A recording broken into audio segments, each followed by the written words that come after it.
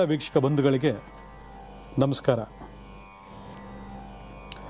ರಾಷ್ಟ್ರೀಯ ಪಕ್ಷಿಯ ಕೆಲವು ಸುಂದರವಾದಂತಹ ಕಣ್ಣಿನ ರೂಪ ಇರತಕ್ಕಂತಹ ಆ ಗರಿಗಳಲ್ಲಿ ನಾವು ಹಲವಾರು ಅದ್ಭುತಗಳನ್ನು ಉತ್ಪಾದನೆ ಮಾಡ್ಬೋದು, ಅಥವಾ ಆ ಒಂದು ಕಣ್ಣುಗಳ ಗರಿಯಿಂದ ಉತ್ಪಾದಿಸಲ್ಪಟ್ಟ ಒಂದು ಪ್ರಭಾವಿತವಾಗಿರ್ತಕ್ಕಂತಹ ಧನಾತ್ಮಕ ಶಕ್ತಿಯಿಂದ ನಮ್ಮ ಮನೆ ಮತ್ತು ನಮ್ಮ ಮನಸ್ಸು ದೇಹದ ಮೇಲೆ ಇರತಕ್ಕಂತಹ ಹಲವಾರು ನಕಾರಾತ್ಮಕ ಶಕ್ತಿಗಳನ್ನು ಹೊಡೆಸಿ ನಾವೊಂದು ಪ್ರಾಸ್ಪರಿಟಿಯನ್ನು ಕ್ರಿಯೇಟ್ ಮಾಡ್ಬೋದು.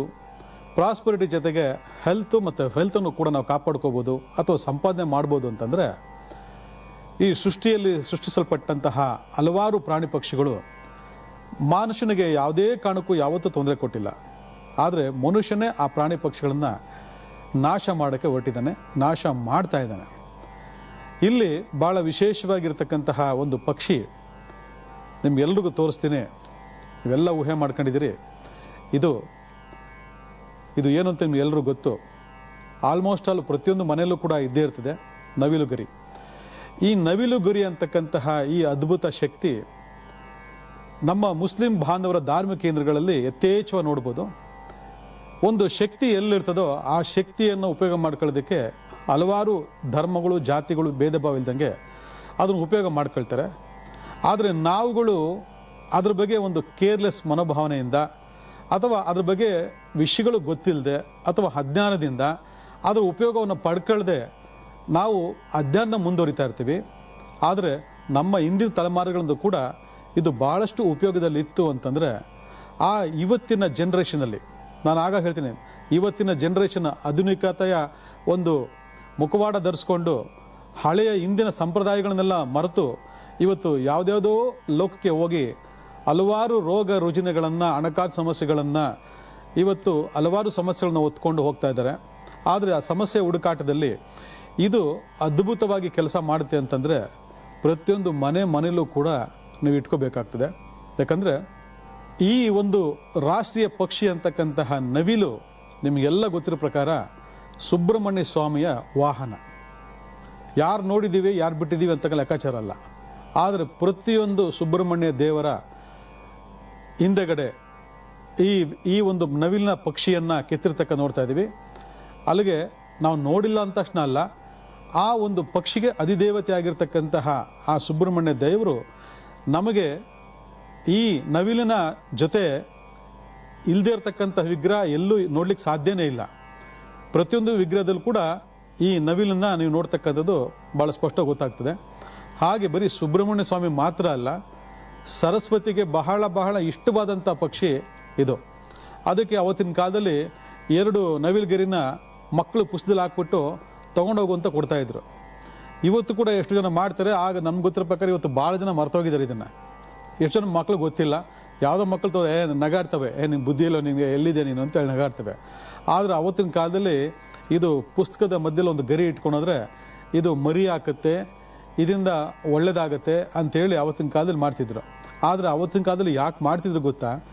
ಇವತ್ತು ಕಾನ್ಸಂಟ್ರೇಷನ್ ಇಲ್ಲ, ಮೆಮೊರಿ ಇಲ್ಲ, ಅಥವಾ ಮನಸ್ಸು ಯಾವುದೋ ಒಂದು ರೀತಿಯಲ್ಲಿ ಪರಿಪಕ್ವವಾಗಿರತಕ್ಕಂತಹ ಒಂದು ಸ್ಥಿತಿಯಲ್ಲಿ ನಾವು ವಿದ್ಯಾಭ್ಯಾಸಕ್ಕೆ ಮಕ್ಕಳನ್ನ ಕಳಿಸ್ಕೊಟ್ಟಾಗ ಆ ಮಕ್ಕಳ ಮನಸ್ಸಿನಲ್ಲಿ ಯಾವುದೋ ಒಂದು ಬದಲಾವಣೆಗಳು, ಪರಿಸರಕ್ಕೋ ಪರಿಸ್ಥಿತಿಗೋ ಅಥವಾ ಸ್ಥಳ ಮಹಿಮೆಗೋ ಒಂದಷ್ಟು ಬದಲಾವಣೆಗಳಾದಾಗ, ಅಂದರೆ ಯಾವುದು ನಕಾರಾತ್ಮಕ ಬದಲಾವಣೆಗಳಾದಾಗ ಅವು ಆ ಓದಿನ ಕಡೆಗೆ ಅಷ್ಟೊಂದು ಆಸಕ್ತಿ ಇಲ್ಲಿರ್ತಕ್ಕಂಥ ಸಂದರ್ಭದಲ್ಲಿ ಎಲ್ಲೋ ಒಂದು ಕಡೆ ಕೂತ್ಕೊಂಡು ಆ ಪುಸ್ತಕನ ಹಿಂಗೆ ಓಪನ್ ಮಾಡ್ತಿದ್ದಾಗ ಆ ನವಿಲುಗರಿ ಕಾಣಿಸ್ತಾ ತಕ್ಷಣ ಇಮ್ಮಿಡಿಯೇಟಾಗೆ ಆ ಪ್ರಭಾವ ಯಾಕೆ ಕೆಲಸ ಮಾಡ್ತಿದ್ದಂದರೆ ಆ ಮಗುವಿನ ಮನಸ್ಸಲ್ಲಿ ಆಗ್ತಕ್ಕಂತಹ ಯಾವುದೇ ನಕಾರಾತ್ಮಕ ಶಕ್ತಿಯನ್ನು ತೊಡೆದು ಹಾಕಿ ಒಂದು ಹ್ಯಾಪಿನೆಸ್, ಒಂದು ಖುಷಿಯನ್ನು ಸೃಷ್ಟಿ ಮಾಡ್ತಿತ್ತಂತೆ.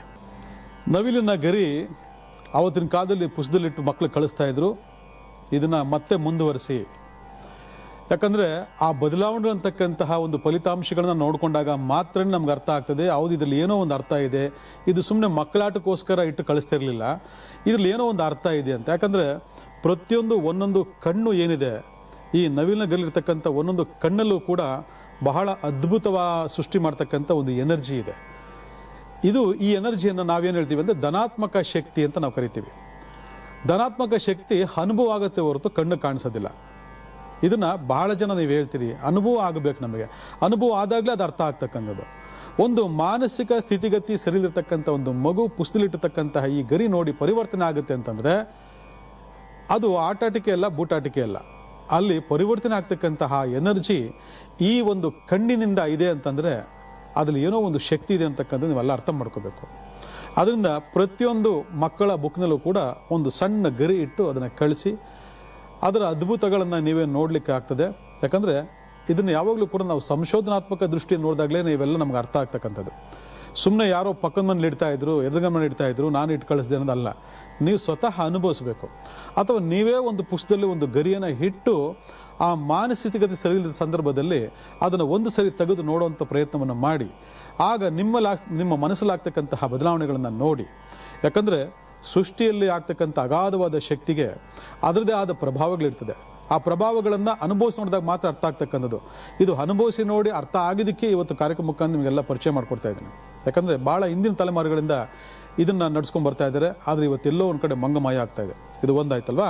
ಅದಾದ ಮೇಲೆ ಎರಡು ಗರಿ ಚೆನ್ನಾಗಿರ್ತಕ್ಕಂತಹ ಎರಡು ಗರಿಗಳು ತಗೊಂಡು ಒಂದು ಗ್ಲಾಸ್ನಲ್ಲಿ, ತಾಮ್ರದ ಗ್ಲಾಸು ಅಥವಾ ಹಿತ್ತಾಳೆ ಅಥವಾ ಕಂಚು, ಈ ಗ್ಲಾಸ್ನಲ್ಲಿ ನೀವೇನು ಮಾಡಿ ಅಕ್ಕಿಯನ್ನು ತುಂಬಿ ಅದರಲ್ಲಿ ಎರಡು ನವಿಲು ಗರಿಯನ್ನು ಚುಚ್ಚಿಬಿಟ್ಟು ಅಂದರೆ ಒಳಗಡೆ ಹಾಕಿ, ಅಕ್ಕಿ ಒಳಗಡೆ ಗ್ಲಾಸು ಅಕ್ಕಿ ಒಳಗಡೆ ಹಾಕಿ ಇದನ್ನು ನಾರ್ತ್ ಈಸ್ಟ್ ಕಾರ್ನರಲ್ಲಿ ಇಟ್ಟು ನೀವು ಪೂಜೆ ಮಾಡ್ತಕ್ಕಂತಹ ಒಂದು ಸಂದರ್ಭದಲ್ಲಿ ಒಂದು ಅದ್ಭುತವಾಗಿರತಕ್ಕಂತಹ ಪ್ರಭಾವಗಳನ್ನು ನೀವು ನೋಡ್ಬೋದು. ಅದು ಏನಪ್ಪ ಅಂತಂದರೆ ಇವತ್ತು ಪ್ರತಿಯೊಬ್ಬ ಮನುಷ್ಯನಿಗೂ ಇಂಥವ್ರಿಗೆ ಇಲ್ಲ ಅನ್ನಂಗಿಲ್ಲ ಈ ಕಾಯಿಲೆ. ಅಂಥದ್ದೊಂದು ಕಾಯಿಲೆ ಇದೆ ಪ್ರತಿಯೊಬ್ಬರಿಗೂ, ನನಗೆ, ನಿಮಗೆ, ಎಲ್ಲರಿಗೂ, ಈ ಭೂಮಿಲಿ ಇರ್ತಕ್ಕಂಥ ಎಲ್ಲರಿಗೂ ಒಂದು ಕಾಯಿಲೆ ಇದ್ದಿರ್ತದೆ. ಅದು ಯಾವ ಕಾಯಿಲೆ ಅಂತಂದರೆ ರಾಹುಕೇತುವಿನ ಕಾಯಿಲೆ. ರಾಹುಕೇತು ಇಲ್ದಿರ್ತಕ್ಕಂಥ ಮನುಷ್ಯನೇ ಇಲ್ಲ. ಕೆಲವು ಗ್ರಹಗಳನ್ನ ನಾವು ತಪ್ಪಿಸ್ಕೊಬೋದಿಲ್ಲ ಅಂತ ಹೇಳಲ್ಲ. ಪರಿವರ್ತನೆ ರೂಪವಾಗಿ ದಶಾಕಾಲದಲ್ಲಿ ಅವು ನಮ್ಮನ್ನು ಭೇಟಿ ಮಾಡ್ಬೋದು ಅಥವಾ ಅವುಗಳ ಪ್ರಭಾವಕ್ಕೆ ನಾವು ಸಿಕ್ಕಾಕೊಳ್ಬೋದು. ಆದರೆ ರಾಹುಕೇತು ಎಲ್ಲ ಜಾತಿಲೂ ಇದ್ದೇ ಇರ್ತಾರೆ. ಇವ್ರು ಕೊಡುವಂತಹ ಪ್ರಭಾವಗಳು, ಇವ್ರು ಕೊಡುವಂತಹ ಅದೃಷ್ಟ, ಇವ್ರು ಕೊಡುವಂಥ ದುರದೃಷ್ಟ, ಇವ್ರು ಕೊಡ್ತಕ್ಕಂಥ ಕಾಯಿಲೆ ಯಾರು ತಪ್ಪಿಸೋಕೆ ಸಾಧ್ಯನೇ ಇಲ್ಲ. ಆದರೆ ನಿಮಗೆಲ್ಲ ಒಂದು ನೆನಪಿರಲಿ, ಈ ಸುಬ್ರಹ್ಮಣ್ಯ ಸ್ವಾಮಿ ವಾಹನದ ಎರಡು ಗರಿಗಳನ್ನು ನೀವು ನಾರ್ತ್ ಈಸ್ಟ್ ಕಾರ್ನರ್ ಪೂಜೆ ಮಾಡೋದ್ರಿಂದ ನಿಮ್ಮ ಮೇಲಿರ್ತಕ್ಕಂತಹ ಸಮಸ್ತ ರಾಹು ದೋಷ, ಕೇತು ದೋಷನ ಪ್ರಭಾವಗಳನ್ನು ಕಮ್ಮಿ ಮಾಡ್ತದೆ ಅಂತಕ್ಕಂಥದ್ದು ಶಾಸ್ತ್ರ ಭಾಳ ಸ್ಪಷ್ಟವಾಗಿ ಹೇಳ್ತದೆ. ನಾವು ಎರಡು ಗರಿಗಳನ್ನ ಇಟ್ಕೊಂಡು ಆ ಪ್ರಭಾವಗಳನ್ನು ತಪ್ಪಿಸ್ಕೋಬೋದು ಅಂತಂದರೆ ಇದರ ಒಂದು ವೈಶಿಷ್ಟ್ಯತೆ, ಇದರ ಒಂದು ಪ್ರಾಮುಖ್ಯತೆ, ಇದರ ಮಹತ್ವ, ಅದರ ಪವಾಡ ಎಷ್ಟಿದೆ ಅಂತಕ್ಕಂಥ ನೀವು ಅರ್ಥ ಮಾಡ್ಕೋಬೇಕು. ನೀವು ಇದನ್ನು ಮಾಡಿ ನೋಡಿ. ಯಾಕಂದರೆ ಎಲ್ಲರೂ ರಾಹುಕೇತು ದೋಷ ಪರಿಹಾರ ಮಾಡ್ಕೊಳ್ಳೋದಕ್ಕೆ ಹಣ ಇರೋದಿಲ್ಲ. ಅಂತಹ ಎಲ್ಲ ಬಡ, ಮಧ್ಯಮ, ಕೆಳಮಟ್ಟದ ಜನ ಈ ಪ್ರಯೋಗವನ್ನು ಮಾಡಿ ನೋಡಿ. ಆ ಮನೆಯಲ್ಲಿ ಆ ನಕಾರಾತ್ಮಕ ಶಕ್ತಿ ಅಂದರೆ ರಾಹುವಿನ ನಕಾರಾತ್ಮಕ ಶಕ್ತಿ ಮತ್ತು ಕೇತುವಿನ ನಕಾರಾತ್ಮಕ ಶಕ್ತಿ ನಿಮ್ಮನ್ನು ಯಾವುದೇ ಕಾರಣಕ್ಕೂ ಟಚ್ ಮಾಡೋದಿಲ್ಲ. ಅಂದರೆ ನ್ಯೂಟ್ರಲೈಸ್ ಆಗುತ್ತೆ ಅಂತ ಹೇಳ್ತೀವಿ. ಅಂದರೆ ತಟಸ್ಥವಾಗಿ ಆ ಪ್ರಭಾವಗಳನ್ನ ಕಮ್ಮಿ ಮಾಡ್ತದೆ ಅಂತಕ್ಕಂಥದ್ದು ಅಷ್ಟೇ ಸ್ಪಷ್ಟವಾದಂತೆ ಇದು. ಇದನ್ನು ಹಿಟ್ಟು ನೀವು ಪೂಜೆ ಮಾಡ್ತಾ ಬರಬೇಕು. ಇದೆಲ್ಲಿಡಬೇಕು ಅಂದರೆ ನಾರ್ತ್ ಈಸ್ಟ್ ಕಾರ್ನರ್, ಅಂದರೆ ಯಾವುದು ಈಶಾನ್ಯ ಮೂಲೆಯಲ್ಲಿ ಇಡಬೇಕು. ನೀವು ಎಲ್ಲೋ ದೇವ್ರ ಮನೆ ಅಂತ ಪ್ರಯೋಜನ ಆಗಲ್ಲ. ಇದನ್ನು ನಾರ್ತ್ ಈಸ್ಟ್ ಕಾರ್ನರ್ನಲ್ಲಿ ಇಡಬೇಕು ಇದನ್ನು. ಯಾಕಂದರೆ ಕೆಲವು ನಿಯಮಾವಳಿಗಳಿವೆ, ಆ ನಿಯಮಾವಳಿ ಪ್ರಕಾರ ಮಾಡಬೇಕಾಗ್ತದೆ. ಇದಾಯ್ತಲ್ವಾ.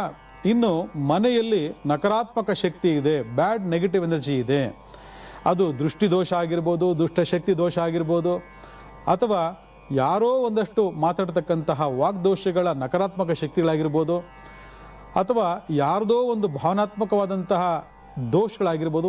ಭಾವನಾತ್ಮಕ ದೋಷ ಅಂತಂದರೆ ಮನಸ್ಸಿನಲ್ಲಿ ಉರ್ಕೊಳ್ಳೋದು, ಅವ್ರು ಹಂಗಿದ್ದಾರೆ, ಇವ್ರು ಹಿಂಗಿದ್ದಾರೆ, ಮೇಲ್ಗಡೆ ತೋರಿಕೆಗೋಸ್ಕರ ಮಾತಾಡ್ತಕ್ಕಂಥದ್ದು, ಒಳಗಡೆ ಭಾವನಾತ್ಮಕವಾಗಿ ಭಾಳ ಕೆಟ್ಟ ಆಲೋಚನೆಗಳನ್ನ ವ್ಯಕ್ತಿಗತವಾಗಿ ಮಾಡ್ತಕ್ಕಂಥದ್ದು. ಅಥವಾ ಮನೆಯ ಪರಿಸರದ ಬಗ್ಗೆ, ಮನೆಯಲ್ಲಿರ್ತಕ್ಕಂಥ ವಸ್ತುಗಳ ಮೇಲೆ ಆ ಕಣ್ಣೋಟದಲ್ಲಿರ್ತಕ್ಕಂತಹ ಆ ಒಂದು ದ್ವೇಷ, ಅಸೂಯೆಯನ್ನು ಭಾವನಾತ್ಮಕವಾಗಿ ಒಳಗಡೆ ಇರ್ತಕ್ಕಂಥ ದೋಷ, ಆ ದೋಷದ ಕೆಮಿಕಲ್ಸ್ ಕೂಡ ಮನೆಯಲ್ಲ ಸ್ಪ್ರೆಡ್ ಆಗ್ತದೆ. ಒಬ್ಬ ವ್ಯಕ್ತಿ ಬಂದು ಹೋದ್ಮೇಲೆ ಸ್ಪ್ರೆಡ್ ಆಗುತ್ತಂತೆ. ಇದು ಯಾರೂ ಕಂಡಿರ್ತಕ್ಕಂತಹ ಒಂದು ಸತ್ಯ. ಯಾಕಂದರೆ ಭಾಳ ಜನ ನಾನು ಒಳ್ಳೆಯವನು, ನಾನು ಸಿಗೋರೆಲ್ಲ ಒಳ್ಳೆಯವರು, ನಾನು ಕೆಟ್ಟದ್ದು ಯಾರು ಮಾಡಿ ನನಗೆ ಕೆಟ್ಟದಾಗುತ್ತೆ, ನಾನು ಒಳ್ಳೆಯವಳಲ್ವಾ, ಎಲ್ಲರೂ ಒಳ್ಳೇದು ಮಾಡ್ತಾರೆ ಅನ್ನೋ ಲೆಕ್ಕಾಚಾರದಲ್ಲಿ ಇರ್ತಾರೆ. ಇದು ಬಹಳ ತಪ್ಪು. ನಮ್ಮ 5 ಬೆಳೆ ಸಮ ಇಲ್ಲ, ಒಬ್ರಿದ್ದಂಗೆ ಒಬ್ರು ಇರಲ್ಲ ಪ್ರಪಂಚದಲ್ಲಿ. ಅಲ್ಲಿಗೆ ನಾವು ಯಾವುದಾದ್ರು ಒಂದು ವ್ಯಕ್ತಿಯನ್ನು ನಂಬುವುದಾಗಿರಲಿ, ಅಥವಾ ಅವರು ಸ್ನೇಹ ಮಾಡೋದಾಗಿರಲಿ, ಅಥವಾ ಅವರ ಬಂಧುತ್ವ ಮಾಡೋದಾಗಿರಲಿ, ಅವರಿಗೆ ಸಹಾಯ ಮಾಡೋದಾಗಲಿ, ಅಥವಾ ಮಾಡದೇ ಇರೋದಾಗಿರಲಿ, ಅಥವಾ ನಮ್ಮ ಎಲ್ಲ ಕಷ್ಟ ಸುಖಗಳನ್ನು ಹೇಳ್ಕೊಳ್ತಕ್ಕಂಥ ವಿಚಾರ ಆಗಿರಲಿ, ನಾವು ಮಾಡಬಾರ್ದು. ಯಾಕಂದರೆ ಯಾವಾಗ ಯಾರ ಮನಸ್ಸು ಹೇಗಿದೆ ಅಂತ ಹೇಳಿ ಬರೋದಿಲ್ಲ.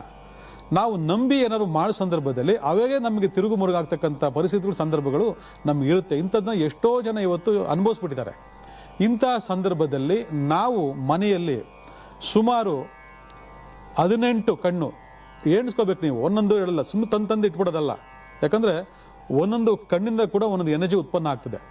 ಇಲ್ಲಿ ಇದನ್ನು ಎಣಿಕೆ ಮಾಡ್ಕೋ, 18 1 2 3 4 ಈ ಥರ ಗರಿಗಳ ಕಣ್ಣಿರ್ತಕ್ಕಂತಹ ಗರಿಗಳನ್ನು 18 ನೀವು ಕ್ಲೀನಾಗಿ ಜೋಡಿಸ್ಬಿಟ್ಟು ಕರೆಕ್ಟಾಗಿ ಈ ಥರ ಎಲ್ಲ ದಾರ ಹಾಕಿ ಕಟ್ಟಿ ನೀವೇನು ಮಾಡಬೇಕು, ನಿಮ್ಮ ಮನೆಯ ಎಂಟ್ರೆನ್ಸ್ ಎದುರುಗಡೆ ನೀವೇನು ಮಾಡಬೇಕು, ತಗಲಾಕಬೇಕು.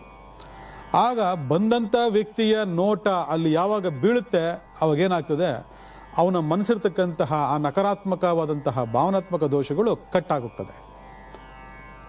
ನೋಡಿ ಎಷ್ಟು ಅದ್ಭುತವಾಗಿದೆ. ಹಿಂದೆಲ್ಲ ಮನೆಗೆಲ್ಲ ದೃಷ್ಟಿ ಆಗುತ್ತೆ ಅಂತೇಳಿ ದೃಷ್ಟಿ ಬೊಂಬೆ, ರಾಕ್ಷಸ ಬೊಂಬೆ ಇಡ್ತಾ. ಯಾಕೆ ಹೇಳಿ, ಎಲ್ಲ ನೋಡ್ಕೊಂಬಂದು ಅದು ನೋಡಿದ ತಕ್ಷಣ ಏನಪ್ಪ ಇಷ್ಟು ವಿಕಾರವಾಗಿದೆ ಅಂತ ಕಟ್ಟಾಗ್ತಿತ್ತು.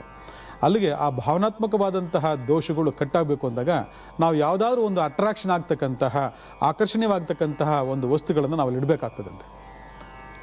ಆದರೆ ಆವತ್ತಿನ ಕಾಲದಲ್ಲಿ ಇವೆಲ್ಲ ಮಾಡ್ತಾ ಇದ್ರು, ಇವತ್ತಿಲ್ಲ. ಇದನ್ನು ಮಾಡಬೇಕಾಗ್ತದೆ. ಅದಾದ ಮೇಲೆ ಭಾಳ ವಿಶೇಷವಾಗಿ ಮಕ್ಕಳು ಹೊರಗಡೆಯಿಂದ ಬರ್ತಾರೆ. ಅವು ಎಲ್ಲೆಲ್ಲೋ ಆಟ ಆಡಿರ್ತವೆ, ಎಲ್ಲೆಲ್ಲೋ ಕೂತಿರ್ತವೆ, ಎಲ್ಲೋ ನಿಂತಿರ್ತವೆ, ಏನೇನೋ ಮಾಡಿರ್ತವೆ. ಬಂದ ತಕ್ಷಣ ಈ ಅಮಾವಾಸ್ಯೆ ಶನಿವಾರ ಮತ್ತು ಇದ್ರ ದಿವಸ ಏನು ಮಾಡಬೇಕು, ಇದರಿಂದ ನಮ್ಮ ಮುಸ್ಲಿಂ ಧಾರ್ಮಿಕ ಕೇಂದ್ರಗಳಲ್ಲಿ ನೀವು ದೃಷ್ಟಿ ತೆಗೆದು ನೋಡಿದ್ದೀರಿ, ದೃಷ್ಟಿ ತೆಗಿತಾರೆ. ಆ ಥರ ಪ್ರತಿಯೊಂದು ಮನೆಯಲ್ಲೂ ಕೂಡ ಪ್ರತಿಯೊಂದು ಹೆಣ್ಮಗಳು, ಗಂಡಸು, ಹೆಂಗಸು ಎಲ್ಲರೂ ಕೂಡ ನೀವು ಮಾಡ್ಬೋದು. ಬರೀ ಯಾರೋ ಮಾಡ್ತಾರೆ ಅವ್ರಿಗೋಸ್ಕರ ಮೀಸಲಾಗಿರುತ್ತಂತಲ್ಲ, ಪ್ರತಿಯೊಬ್ಬರು ಕೂಡ ಇದನ್ನು ಮಾಡ್ಬೋದು. ಇದರಿಂದ ದೃಷ್ಟಿ ತೆಗೆದು ನೋಡಿ ಕ್ಷಣಾರ್ಧದಲ್ಲಿ ದೋಷ ಹೋಗ್ತದೆ. ಯಾಕಂದ್ರೆ ಇರ್ತಕ್ಕಂಥದ್ದು ಅದ್ಭುತವಾಗಿರ್ತಕ್ಕಂಥ ಪಾಸಿಟಿವ್ ಎನರ್ಜಿ, ಒಂದು ಡಿವೈನ್ ಎನರ್ಜಿ, ದೈವಿಕವಾಗಿರ್ತಕ್ಕಂಥ ಒಂದು ಎನರ್ಜಿ. ಈ ಎನರ್ಜಿಯಿಂದ ನಾವು ಮನುಷ್ಯನ ಮೇಲೆ ಇರತಕ್ಕಂಥ ನಕಾರಾತ್ಮಕ ಶಕ್ತಿಗಳನ್ನು ಬಹಳ ಧಾರಾಳವಾಗಿ ತೆಗೆದು ಬಿಸಾಕ್ಬೋದು.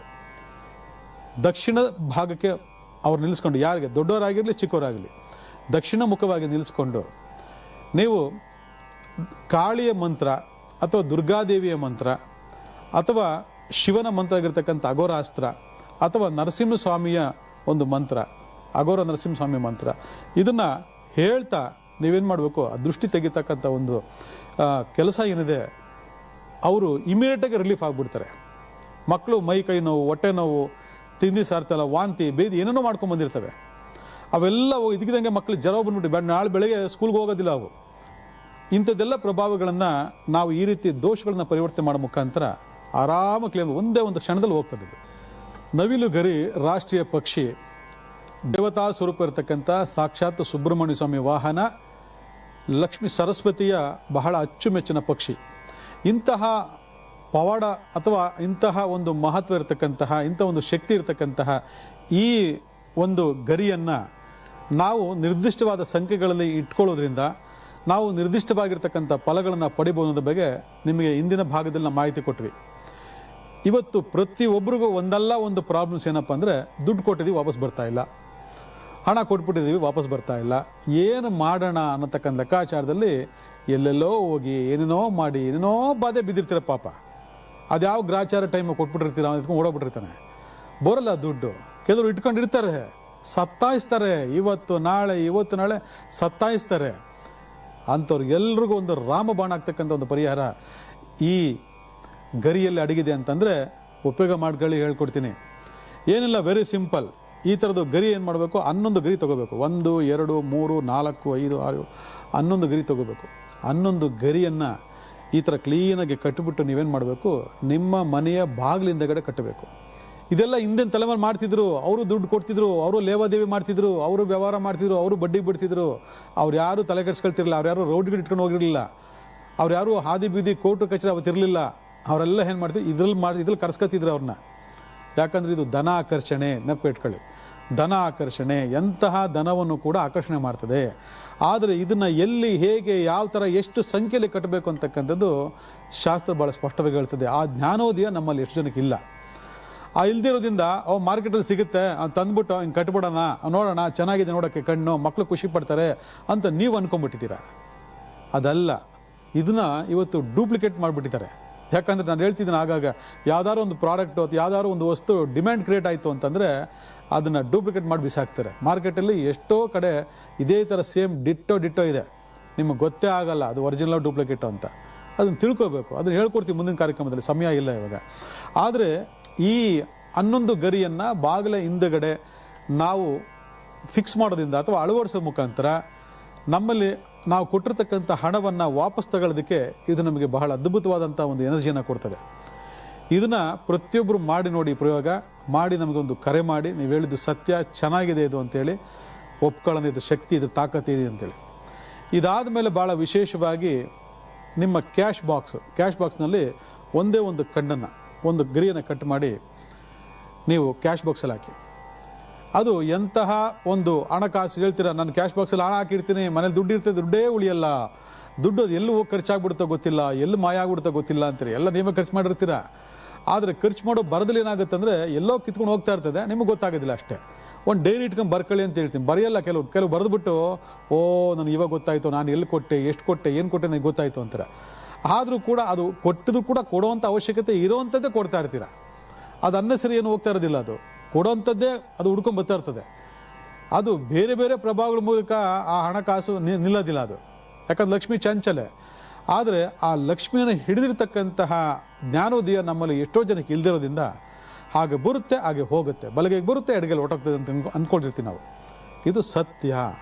ಆದರೆ ಈ ನವಿಲು ಗರಿಯನ್ನು ಕ್ಯಾಶ್ ಬಾಕ್ಸಲ್ಲಿ ಇಡೋ ಮುಖಾಂತರ ಸಾಕ್ಷಾತ್ ಸುಬ್ರಹ್ಮಣ್ಯ, ಸಾಕ್ಷಾತ್ ಸರಸ್ವತಿ, ಅಲ್ಲಿರ್ತಕ್ಕಂತಹ ಆ ಒಂದು ನೆಗೆಟಿವ್ ಎನರ್ಜಿ ಏನಿದೆ, ಅಥವಾ ನಿಮ್ಮ ಜಾತದಲ್ಲಿ ಗುರುಕೇತು ಸಂಬಂಧ ಏನಾದ್ರು ಇದ್ದದ ಪಕ್ಷದಲ್ಲಿ ನೀವು ಎಷ್ಟೇ ಏನೇ ಮಾಡಿದ್ರೂ ಕೂಡ ಅದು ಹಣ ನಿಲ್ಲೋದಿಲ್ಲ. ಆಗ ಆ ಕೇತುವಿನ ಅಧಿದೇವತೆ ಆಗಿರ್ತಕ್ಕಂತಹ, ರಾಹುವಿನ ಅಧಿದೇವತೆ ಆಗಿರ್ತಕ್ಕಂತಹ ಸುಬ್ರಹ್ಮಣ್ಯ ಸ್ವಾಮಿಯ ವಾಹನಕ್ಕೆ ಅದನ್ನು ತಡೆ ಹಿಡಿದು ನಿಲ್ಲಿಸತಕ್ಕಂಥ ಶಕ್ತಿ ಇದೆ ಅಂತಂದರೆ, ಯಾರಿಗೆ ಈ ಹಣ ನಿಲ್ತಾರಲ್ಲ ಅವರು ಜಾತಕ ನೋಡಿ ವಿಮರ್ಶೆ ಮಾಡ್ಕೊಳ್ಳಿ.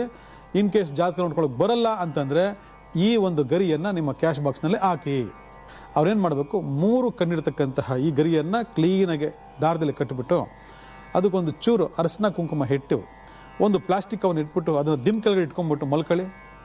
ಎಂತಹ ದುಷ್ಟ ಶಕ್ತಿಗಳು, ಎಂತಹ ಒಂದು ನಕಾರಾತ್ಮಕ ಶಕ್ತಿಗಳು, ಎಂಥದ್ದೇ ಸಮಸ್ಯೆಗಳು ಕೂಡ ನಿಮ್ಮ ಹತ್ರ ಕೂಡ ಸೆಳೆದಿಲ್ಲ, ಆರಾಮ ನಿದ್ದೆ ಬರ್ತದೆ. ಇದನ್ನು ಚೆಕ್ ಮಾಡಿ ನೋಡಿಬೇಕಂದ್ರೆ ಈಗಿನ ಸಾವಿರಾರು ಜನಗಳು ಇದನ್ನು ಪ್ರಯೋಗ ಮಾಡಿ ನೋಡಿದ್ದೀವಿ ನಾವು.